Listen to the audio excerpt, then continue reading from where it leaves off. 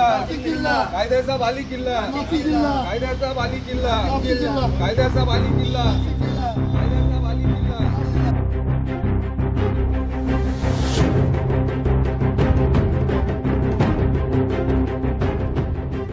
मागील काही दिवसांपासून नाशिक शहरात खंडणीच्या घटनांमध्ये सातत्यानं वाढ होत असल्याचं पाहायला मिळतंय। शहरातील द्वारका ते कसारा मार्गावर टॅक्सी व्यवसाय करण्यासाठी खंडणी मागितल्या प्रकरणी तिघा खंडणीखोरांविरोधात मुंबई नाका पोलीस ठाण्यात गुन्हा दाखल करण्यात आला होता।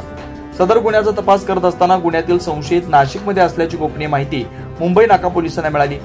मिळालेल्या माहितीनुसार पोलिसांनी सापळा रचून तिघा संशयितांना द्वारका परिसरातून ताब्यात घेतलं। इप्पाभाई आसिफ कादरी आबिद शेख असं पोलिसांनी ताब्यात घेतलंय, तर मुख्य सूत्रधार भगवान उर्फ बाळासाहेब पाठक अद्याप फरार आहे। पोलिसांनी त्याची कसून चौकशी केली असता हे सर्वजण श्रमिक सेनेचे पदाधिकारी असून त्यांनी द्वारका ते कसारा मार्गावर रिक्षा चालवण्यासाठी फिर्यादीकडून सुरुवातीला 50,000 रुपये घेतले।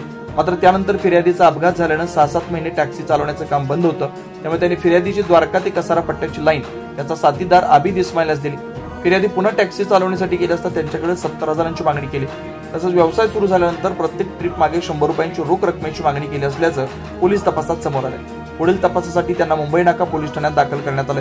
घटनेचा पुढील तपास मुंबई नाका पोलीस करतात। 9 न्यूज महाराष्ट्र ब्युरो नाशिक।